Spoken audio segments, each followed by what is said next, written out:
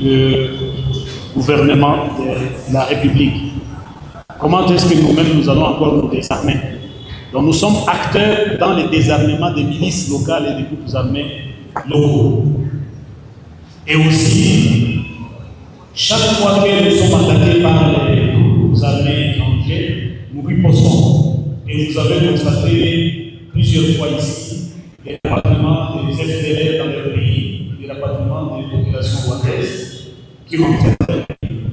Donc, nous ne faisons pas partie des personnes qui seront désarmées. D'ailleurs, nous faisons partie de la matrice de l'armée républicaine qui sera construite parce que notre armée est disciplinée et est professionnelle.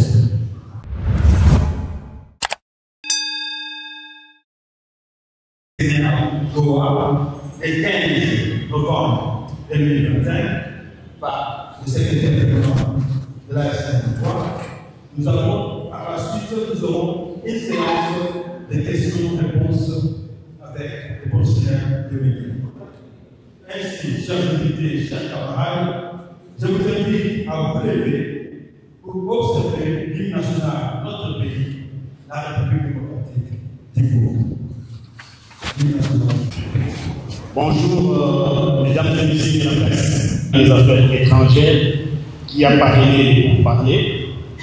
Cet accord cadre est le fruit également de la facilitation américaine à travers l'envoyé spécial du président Donald Trump pour l'Afrique et le Moyen-Orient, M. Bruce. Mais aussi la facilitation de l'Union africaine à travers le président Faure Gnassingbé, médiateur désigné par l'Union africaine. Cet accord est le fruit de beaucoup de patience et de concessions de la part de notre organisation. Nous avons travaillé dans un esprit constructif.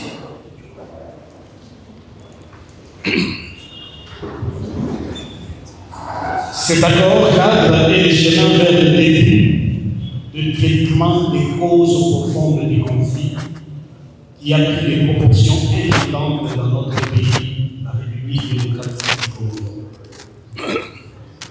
Il s'y conscrit d'une manière claire les vrais problèmes auxquels font face les Congolais dans l'ensemble, mais aussi les défis des gouvernants, ceux qui gouvernent ce pays.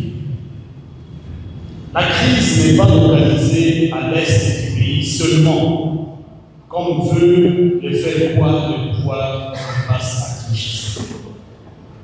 Notre pays vit dans un état comatique où tous les secteurs de la vie sont à refaire.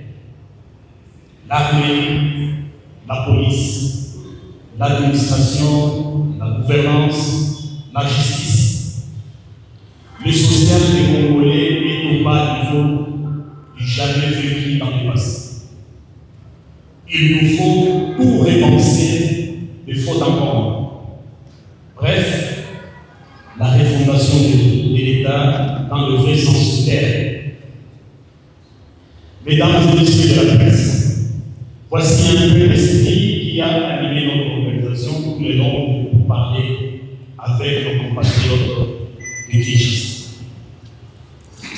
L'accord cadre dont il était sur l'accord de droit, j'ai demandé qu'on puisse projeter là.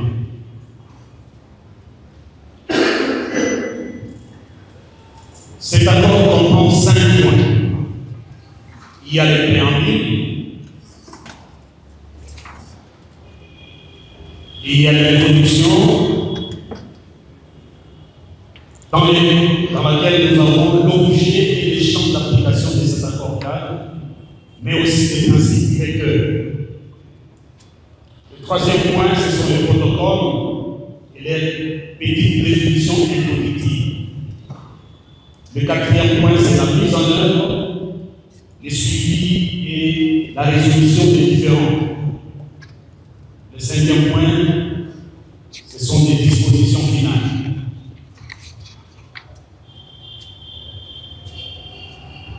Les soucis qui atteignent à notre organisation, c'est le devoir de réévaluabilité. Nous devons gérer nos populations en leur disant la vérité. On ne doit rien cacher à notre population pour qu'ils sachent d'où nous venons et où nous allons. Et non pas prendre nos populations comme des gros bébés en leur cachant la vérité. Dans la partie préambule, si vous faites défiler le texte, vous allez voir, il fait mention des engagements pris dans la déclaration des principes qu'on avait signé le 19 juillet 2025 à Doha. On parle là-dedans de mécanisme de libération des prisonniers dans le préambule. On parle de la paix qui doit être obtenue par la reconnaissance et la résolution des causes profondes du conflit et non par la voie militaire. On parle de dialogue comme chemin pour parvenir à cette paix telle qu'elle avait recommandé les cadres conjoints du West African Community, ils s'appellent lorsqu'ils sont réunis en Tanzanie et approuvés par l'Union africaine. Dans le préambule de cet accord cadre, on parle également de la promotion de la cohésion nationale en luttant contre l'impunité et la promotion du respect des droits de l'homme et de la non-discrimination. On parle encore de l'engagement des partis à instaurer une paix globale et à résoudre les conflits par la mise en œuvre du présent accord cadre, conformément au protocole, aux phases et calendriers définis dans un esprit de coopération et de confiance mutuelle. Tout ceci exige la bonne foi des parties. À Doha, nous avions discuté à partie égale, c'est-à-dire la partie gouvernementale et la partie AFC M23. Ce n'était pas c'est pour parler où il y avait une partie qui impose la manière de faire ou qui impose sa volonté. Nous avons traité des problèmes vrais et nous les avons traités, bien qu'il y avait des moments de tension, mais nous sommes arrivés à nous entendre sur certains points. L'objet et les champs d'action dans la partie introduction, l'accord de paix, l'accord cadre de Doha, énonce les principes directeurs des engagements fondamentaux que les parties doivent tenir, mais aussi les mécanismes de renforcement des acquis. Vous allez vous demander quels sont ces acquis. Le premier acquis, c'était les cessez-le-feu. Nous avions obtenu un cessez-le-feu, signé et parrainé par les États-Unis, les Qatar et tous les facilitateurs. Mais aussi, cette stabilisation, vous avez vu que les fonds n'ont pas avancé. Parce qu'il y avait cet entendement-là de sauvegarder et protéger cet acquis qui est nécessaire. Malheureusement, la partie gouvernementale a exploité cela pour lancer des offensives généralisées. Et toutefois, vous lisez le communiqué à travers notre porte-parole pour dénoncer tout ce que nous vivons sous les terres. Il y a aussi la résolution des causes profondes regroupées dans le 8 protocoles. Donc, c'est un acquis parce qu'avant, le gouvernement disait qu'il n'y avait pas de causes profondes. Pour votre information, ils ont dit qu'eux aussi pouvaient avoir des causes profondes et pouvaient nous exposer aussi les causes profondes. Nous avons dit que nous avons amené 8 protocoles dans lesquels nous mettons nos causes profondes et ils ont dit qu'ils peuvent avoir même 35 causes profondes de conflits. Et on était prêts à discuter de ces causes profondes. L'accord de paix global, tel que nous l'avons défini dans l'introduction de cet accord cadre, sera l'ensemble de ces 8 protocoles négociés et signés par les parties. Il contiendra également tout autre document connexe éventuel qui pourrait être convenu par les parties. Ça peut être peut-être la Constitution, on peut associer à notre accord la Constitution, ou bien des accords précédents, mais pour lesquels on se sera entendu et convenu avec la partie gouvernementale. Jusque-là, on n'a pas encore signé un accord de paix global. On n'a même pas encore commencé les discussions des causes profondes.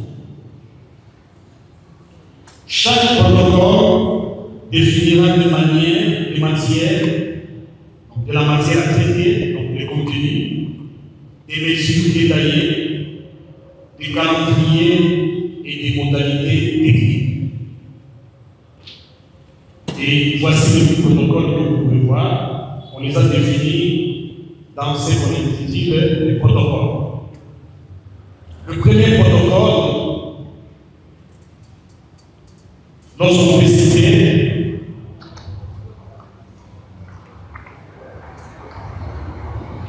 c'est le mécanisme pour la libération des détenus prisonniers signé le 14 septembre 2025. Nous nous sommes entendus, une fois signé ces documents, il fallait qu'il y ait libération des prisonniers. Le deuxième protocole, les mécanismes de surveillance et de vérification qui se seraient faits, signé le 14 octobre 2025. Le troisième protocole, les deux premiers protocoles ici ont déjà été signés, discutés et signés. Ce qui reste, c'est sa mise en œuvre. Jusque-là, ça fait défaut parce que, au jour d'aujourd'hui, aucun prisonnier n'a été libéré. Jusqu'aujourd'hui, les systèmes de fait est violé. Et à l'heure où je vous parle, nos forces d'opposition sont attaquées proches de la Touille, vers Bouki, où nos militaires sont en train de se défendre à l'heure où je vous parle. Le troisième protocole, l'accès humanitaire et la protection judiciaire. Celui-ci n'a pas encore été discuté, ni le contenu, ni les calendriers, ni les modalités pratiques. Le quatrième protocole, c'est le rétablissement de l'autorité de l'État, les réformes et les dispositions relatives à la gouvernance participative nationale. Le cinquième protocole, c'est dispositions intérimaires en matière de sécurité, désarmement, démobilisation et réintégration, DDR, des groupes armés locaux et neutralisation des groupes armés étrangers. Ici, on peut citer les EDF, les FDR et d'autres groupes étrangers qu'il faut citer. Sixième protocole, c'est l'identité et citoyenneté, retour et réinstallation des personnes déplacées internes et des réfugiés. Septième protocole, c'est relance économique et sociale. Et huitième protocole, c'est justice, vérité et réconciliation.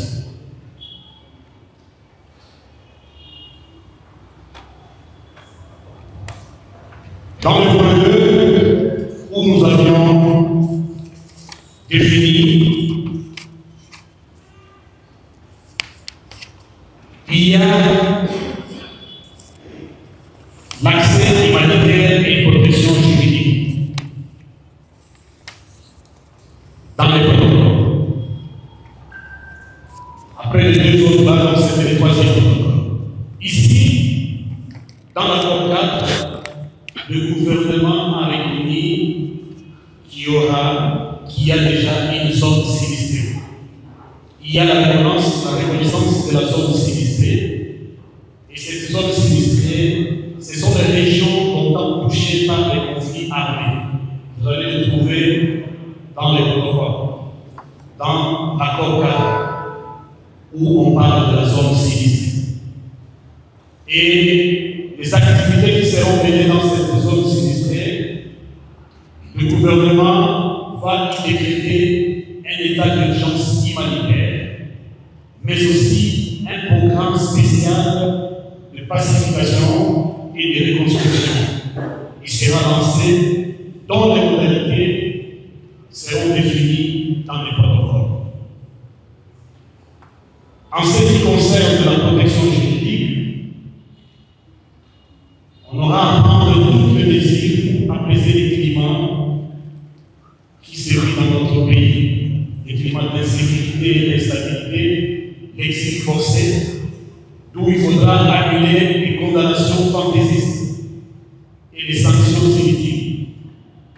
Il y aura plus de poursuites, mais aussi il y aura des restitutions des biens spoliés, des biens expropriés et des biens cassés au profit de la population.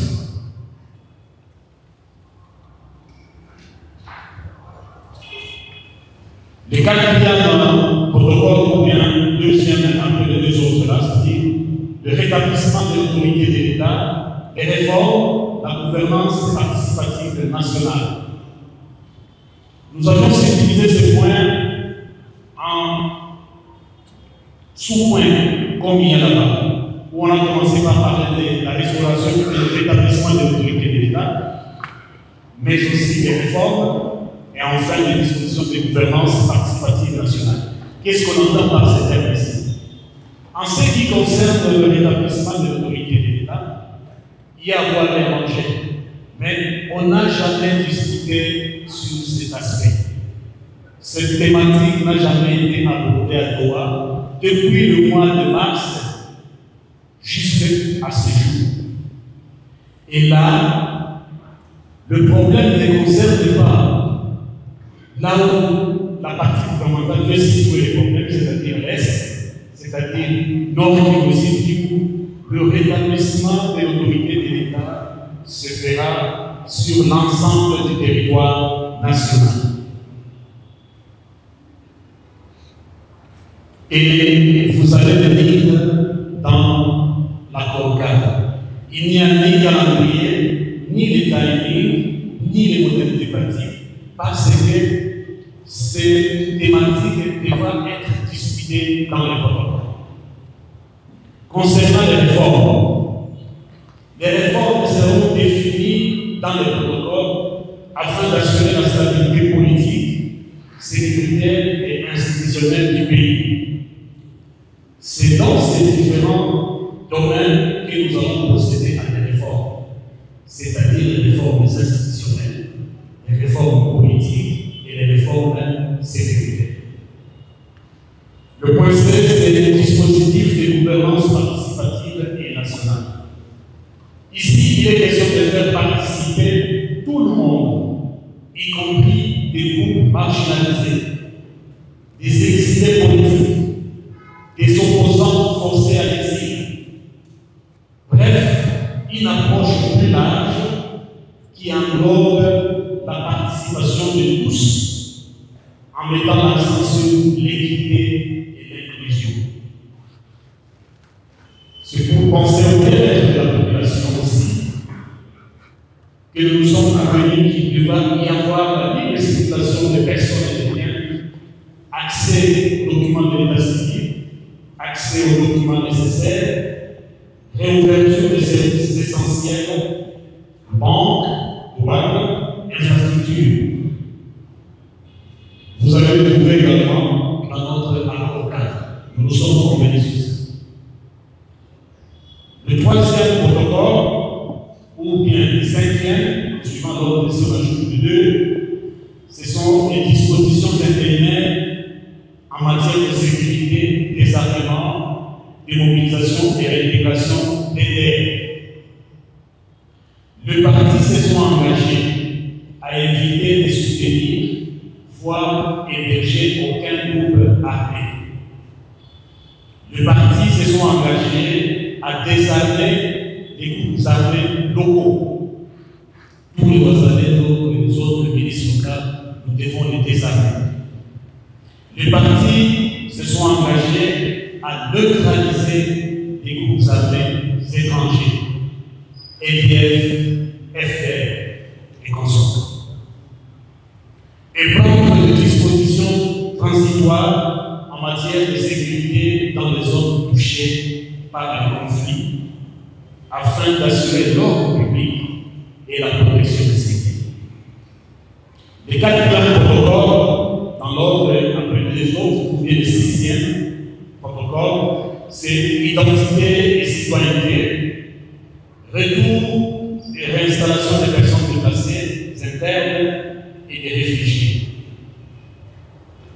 C'est l'une des causes profondes qui gangrènent notre pays, la crise identitaire.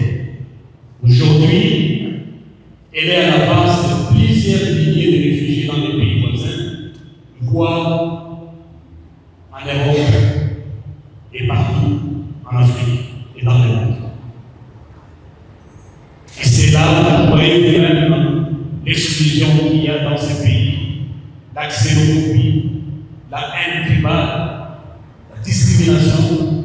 Donc cette question d'identité, ou même le président Kabila a été dédié de sa nationalité parce qu'on ne le reconnaît pas comme le fils de ces pays. Vous êtes témoins. Il y a certains candidats que vous voulez écarter parce que vous disiez qu'ils n'étaient pas des pères et des mères. Donc, dans notre pays, la question identitaire elle est à la base de toute la souffrance et de la misère. On ne pouvait pas faire abstraction à cela. Nous nous sommes convenus de travailler sur cela. Et dans le protocole, on devait étudier toutes les matières afférentes. Et les partis se sont engagés à faciliter les poursuites volontaires et dignes des réfugiés et personnes déplacées dans leur région d'origine.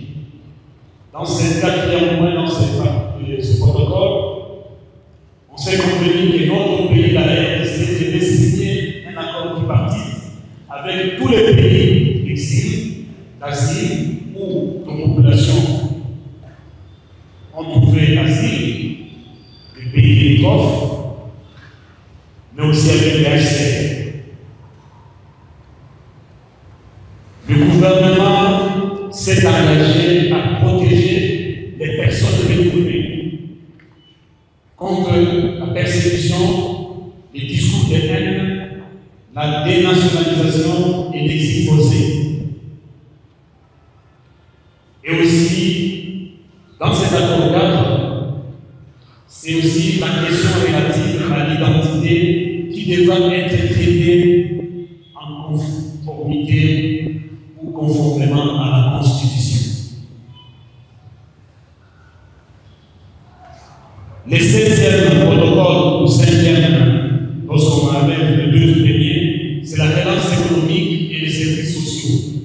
Les partis ont convenu que le gouvernement prendra toutes les mesures nécessaires et dans l'urgence pour rétablir les services publics de base. Et un programme de relèvement des infrastructures essentielles dans le domaine de l'éducation, de la santé, de la protection de l'environnement et les soutiens aux petites et moyennes entreprises afin de relancer l'économie locale. Pour votre information, lorsqu'il y a des box, parfois nous avons eu des difficultés que les vaccins ne parviennent ici.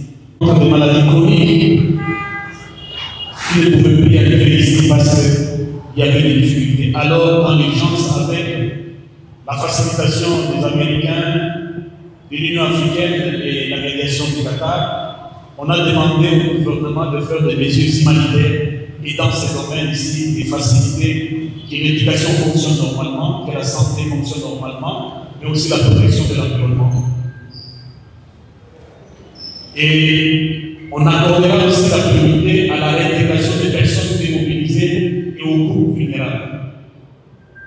Lorsqu'on va traiter ces questions ici dans le protocole et qu'on aura pris des calendriers et des modalités pratiques et les opérations auront été menées, il y a des jeunes gens combattants qui vont quitter les groupes armés.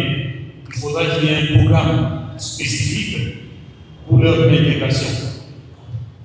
Mais aussi il y a des groupes vulnérables pour lesquels on a exproprié leur cheptel, pour lesquels on a détruit les maisons, on a incendié des villages.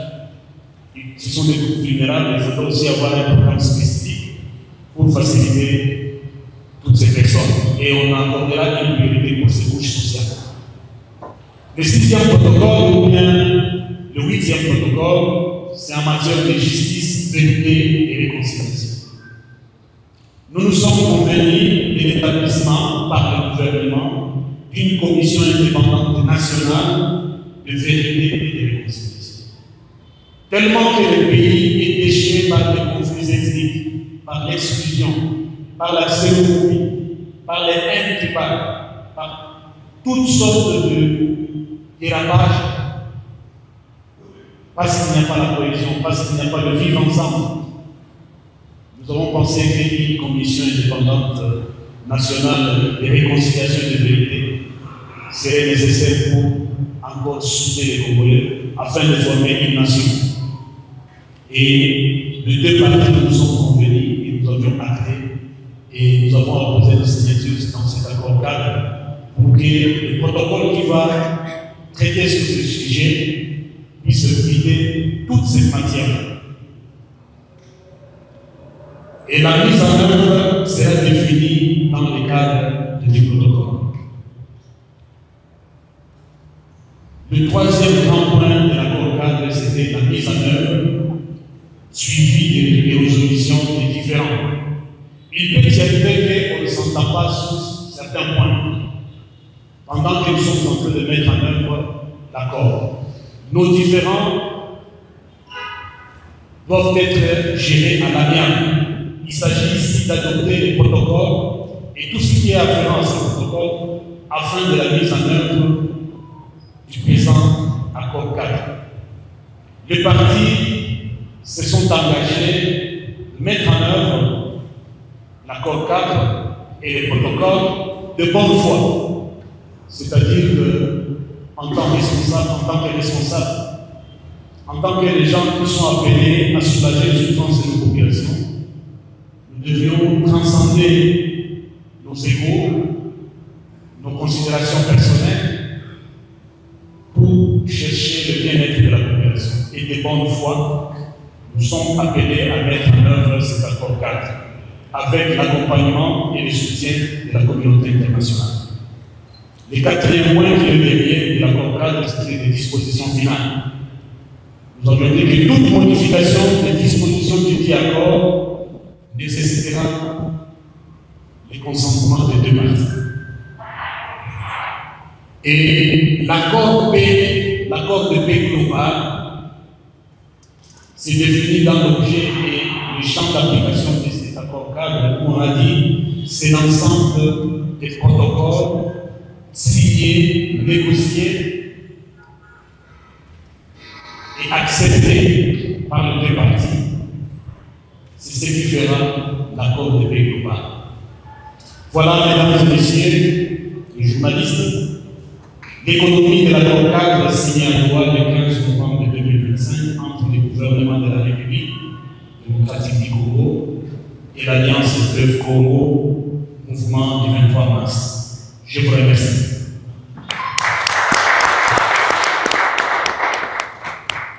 Merci beaucoup, secrétaire permanent des chefs d'exécutif de l'Alliance Fleuve Congo, mouvement du 23 mars 1-23, pour ces précisions et ces éclaircissements très importants qui dissipent les confusions et la désinformation menant des cellules de communication des régime de Kinshasa.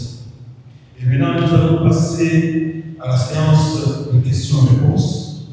S'il vous plaît, le protocole veuillez habiliter les micros. Si vous voulez poser votre question, veuillez vous lever, vous présenter et présenter votre média. Et puis, la délégation va vous répondre. Merci. Si vous voulez d'abord.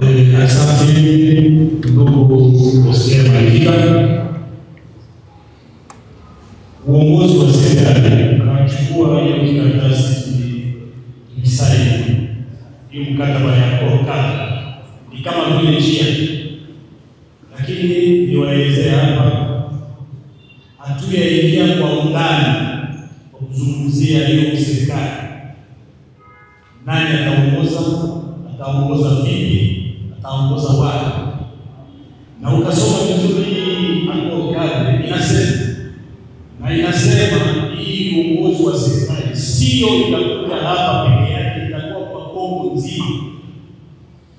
Kongo nzima iongozewe vizuri, inatubidi tubadilishe uongozi wa nchi nzima.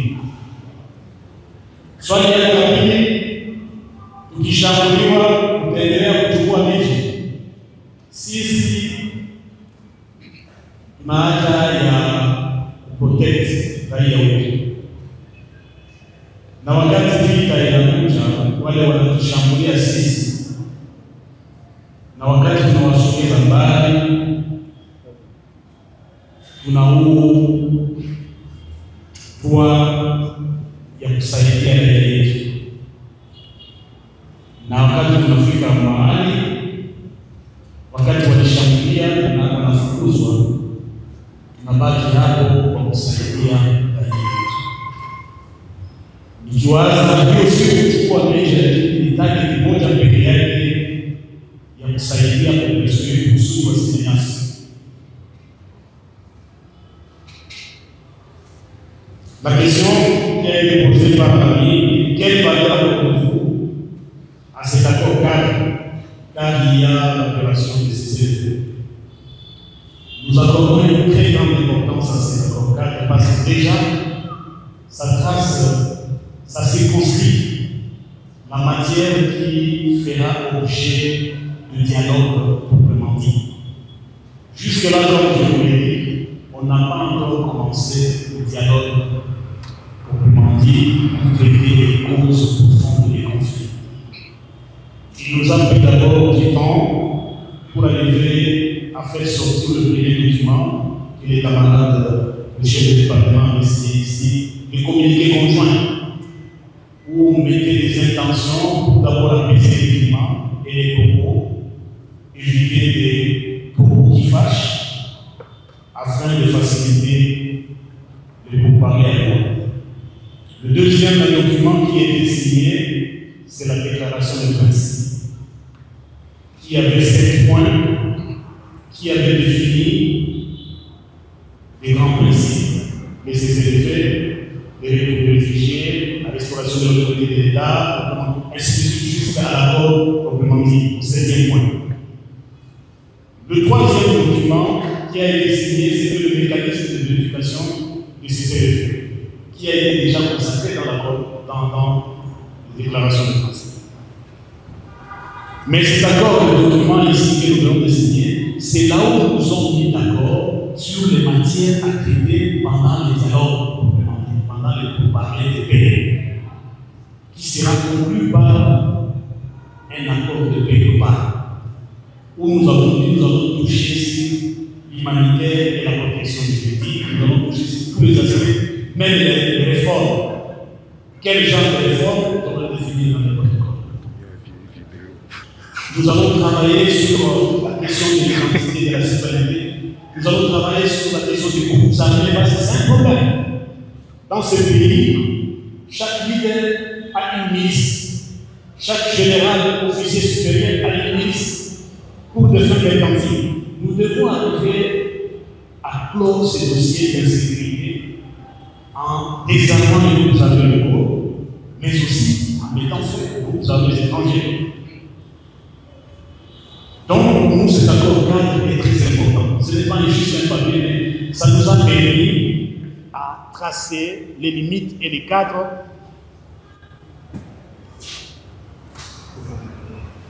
ça nous a...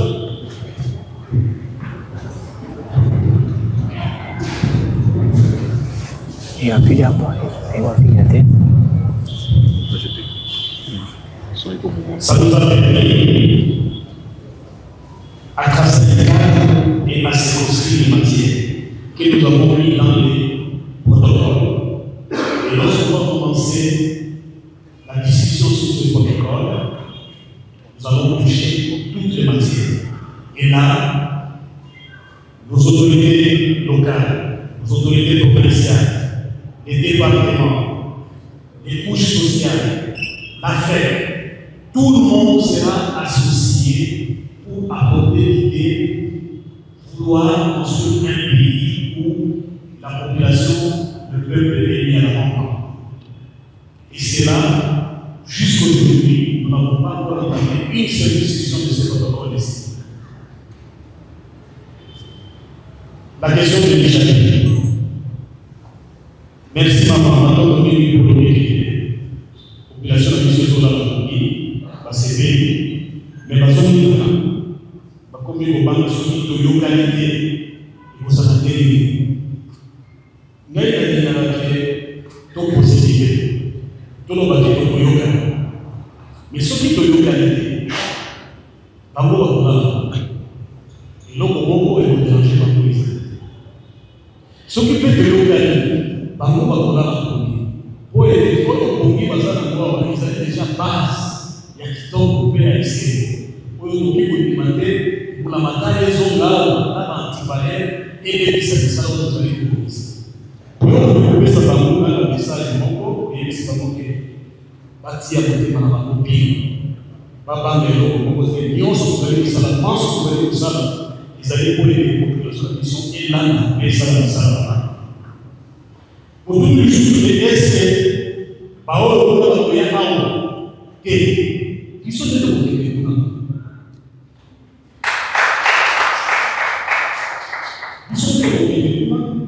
pour le temps sur la nation, on a fait un protocole. Quand on a une restauration pour l'établissement et on a pour la matériel, maintenant, nous allons caminer pour la matériel. Il va nous demander. À cause de la il va nous demander. À cause de la il va nous demander. Donc, la sanitaire, base à payer. Ils sont vous allez vous allier, mais vous allez vous dire pour les qui est son nom dans la carte. Quelle population de l'issue à soi, il tombe dans la carte de salaire pour des monarchies notamment, pour les soigner la carte de l'hôpital à soi, pour salaire naïf, fonctionner la l'hôpital dans sa tête. Pour tout le monde, on a soulevé à soi, pour la bien plus. Il faut exprimer la question que j'avais fait une déclaration pour dire que lors de la signature de l'accord 4, il y aura une modification de la situation sur le terrain et que la population peut passer. Et est-ce que la population va passer une année qui est la durée? Vous savez, nous sommes tenus par le devoir de l'évaluer. Dans l'année 2023, ou soit on ne sait pas faire les choses, on sait, ou on sait les faire, on dit ce qu'on a fait. On ne promet pas, on ne peut pas réaliser. Si nous faisons ces restitutions, c'est pour vous montrer quoi sur l'ancêtre de nos on n'a rien inventé ici. Il y a des gens qui ont fait des propagandes, des campagnes pour dire qu'à la signature de l'accord de Doha, l'ASN 23 n'est pas pu exister sous ces formats, vous allez soulever. Excusez-moi. Ils ont fait des campagnes, ils ont promis à la population toutes choses invraisemblables. Mais nous sommes dit parce que nous savons ce que nous faisons. Aujourd'hui, à l'heure où je parle, il y a encore une information qui vient de tomber ici. On nous attaque à Mali, à Toubi, dans le Mouéja, mais aussi des bombardements des avions et des bombardements de l'artillerie. Les Sukhoi aussi, des avions de guerre, sont en train de bombarder. Pensez-vous que nous avons fait les gens qui continuent de bombarder? Je vous ai dit qu'il y a des droits de l'université en termes de partis. Et même le médiateur nous répétait que nous n'avons pas un penchant. Vous êtes des partis en conflit, vous êtes tirés dessus. Vous avez des populations sous votre protection, vous êtes en train d'administrer, donc on vous prend d'égal à égal. On travaillait d'égal à égal.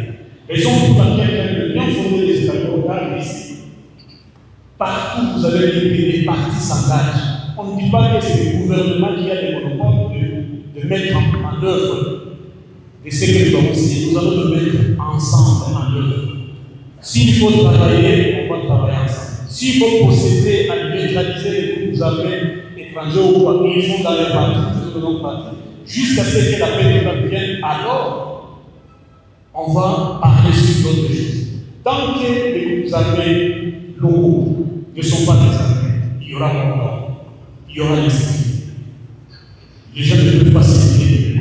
Donc il y a des préalables à la mise en œuvre de tout ce que nous avons discuté. Et même les matières et les contenus, nous allons les discuter l'une après l'autre dans les protocoles. Raison pour laquelle nous avons dit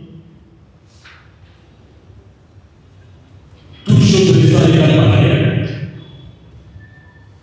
dans les mêmes conditions, dans les mêmes circonstances, nous pensons que la situation est restée telle qu'elle est. Parce que jusqu'aujourd'hui, ils continuent à nous attaquer, nous continuons aussi à nous défendre.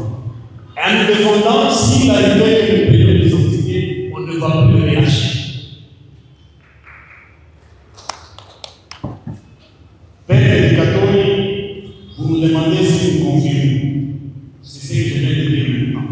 Partout où ils nous attaquent, si nous arrivons à les repousser, nous restons là pour protéger la population. Lorsqu'ils nous repoussent pour les gens aussi, ils restent là pour assiéger ou bien contrôler l'espace. Donc, c'est le rapport de force souterraine qui définira qui aura le période de gérer une entité, qui aura les défis pour protéger la population. Mais nous tous, dans l'accord cadre, on nous a dit, nous devons veiller à la protection de la population. Et cet accord cadre devra être mis en œuvre de bonne foi. Je pense que j'ai révisé les 5 questions que vous avez posées. Merci. Le gouvernement de la République. Comment est-ce que nous-mêmes nous allons encore nous désarmer? Donc nous sommes acteurs dans le désarmement des milices locales et des groupes armés locaux. Et aussi, chaque fois que nous sommes attaqués par les groupes armés étrangers, nous riposons. Et vous avez constaté plusieurs fois ici les rapatriements des FDL dans le pays, les rapatriements des populations rwandaises qui rentrent dans le pays. Donc, nous ne faisons pas partie des personnes qui seront désarmées. D'ailleurs, nous faisons partie de la matrice de l'armée républicaine qui sera construite parce que notre armée est disciplinée et elle est professionnelle. Concernant les réfugiés, comme l'a dit camarade Champi, il est inconcevable que nous ne soyons pas impliqués dans les réfugiés.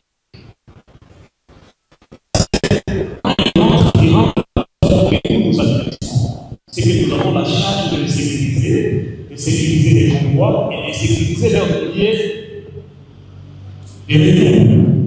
Donc, nous faisons partie prenante dans l'opération de retour des réfugiés et même des déplacés de terre. Mais aussi bon nombre de militaires. Vous devez le savoir aussi. Leurs parents sont les enfants, sont des réfugiés. Ce sont les enfants des réfugiés.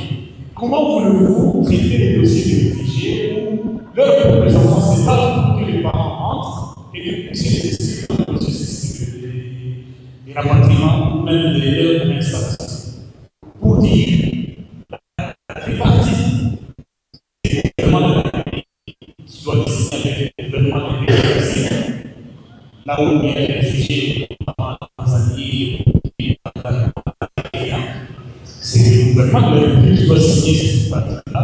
Mais lorsque le réfugié rentre, nous devons être impliqués pour leur sécurisation, pour leur installation et même leur réintégration.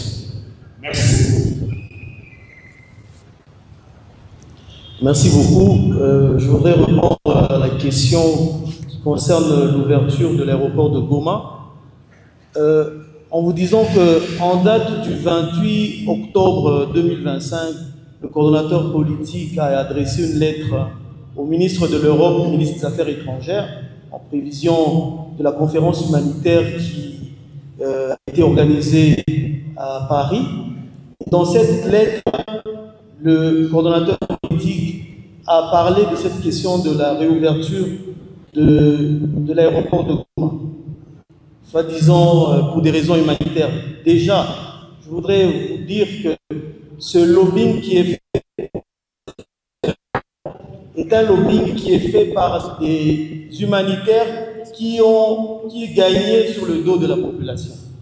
Aujourd'hui, que les camps qui étaient autour de la ville de Goma ont disparu et que tout le monde est retourné dans les villages, ces gens n'ont plus de business à faire. Et je voudrais vous dire aussi que nous sommes à la fin de l'année, ils doivent parler de la situation alarmante dans cette zone pour recevoir des financements l'année prochaine. C'est ça même le lobbying en fait de ces humanitaires qui sont allés agiter le gouvernement français en ce qui concerne la situation humanitaire dans cette zone. Chers journalistes, vous n'avez qu'à regarder le paysage de ce pays. À Kwamount, nous sommes aux portes de Kinshasa. Des communautés locales se gorgent à la porte de Kinshasa. C'est une situation humanitaire qu'on ne fait pas allusion. À Beni, c'est chaque jour qu'on tue. Plus tard qu'il y a une semaine, dans la province du Lolaba, nous avons vu des centaines de Congolais périr dans les mines, y compris des enfants. C'est une situation humanitaire préoccupante. Mais on n'en parle pas. Pourquoi? Parce que le business, c'était l'humanitaire ici, dans cette zone. Et nous sommes venus pour normaliser. Ils ne voient pas de cet œil-là. Et donc, s'agissant de l'aéroport de Goma, est lié à deux zones. Le premier, c'est sécuritaire, mais aussi c'est politique. Comment nous en sommes arrivés là? Parce que la coalition FDLR, Burundi, FRDC, Ouazalendo et consorts, ils ont pris l'habitude, lorsqu'ils perdent sur le terrain militaire, de saboter les infrastructures. Ils l'ont fait dernièrement avec Touangiza, ils l'ont fait aussi avec l'aéroport de Goma. Avant de partir, ils ont détruit la tour de contrôle, ils ont détruit la piste d'atterrissage, ils ont laissé des mines antipersonnelles à cet aéroport. Bref, ils l'ont saboté. Et aussi, le gouvernement de Kinshasa a publié un OTAM, qui est une sorte d'interdiction pour les aéronefs, pour les avions, d'atterrir à l'aéroport de Goma et à l'aéroport de Bukavu. Ce sont là les actes qu'ils ont posés. Et donc, ils sont responsables d'abord de la destruction de cette infrastructure, mais nous, en tant qu'autorité de fait sur cet espace, nous ne pouvons pas faire cet aéroport vaille que vaille. Cela doit être un processus. Sur le plan sécuritaire, le secrétaire permanent venait de relever qu'il continue à nous attaquer. Ils violent le cessez-le-feu. Ils envahissent l'espace aérien avec des drones et des Sukhoi. Et nous avons la responsabilité de protéger les populations. Nous ne pouvons pas que cela se fasse comme ça, alors parce qu'ils veulent en fait en réalité utiliser je crois qu'en fait c'est un fantasme. Ils veulent cet aéroport de Goma pour essayer de tenter peut-être une opération aéroportée.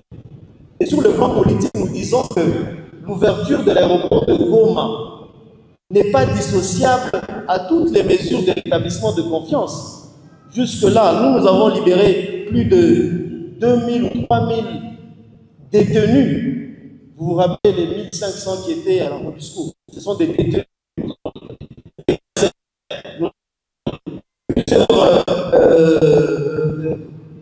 Combattants. Et aujourd'hui, dans le processus, dans le mécanisme de libération des prisonniers, des détenus, Kinshasa n'a libéré personne. Et donc, sur le plan politique, la question de la réouverture de l'aéroport de Goma n'est pas dissociable aux questions politiques de rétablissement de confiance, aux questions politiques de respect de l'accord cadre et même de la déclaration de principe. Voilà la réponse que nous proposons au journaliste qui a posé, qui est même contenue dans la lettre du coordonnateur. Je crois qu'avec son autorisation, nous publierons cette correspondance pour que la population puisse comprendre quelle est notre ligne politique par rapport à ça. Merci.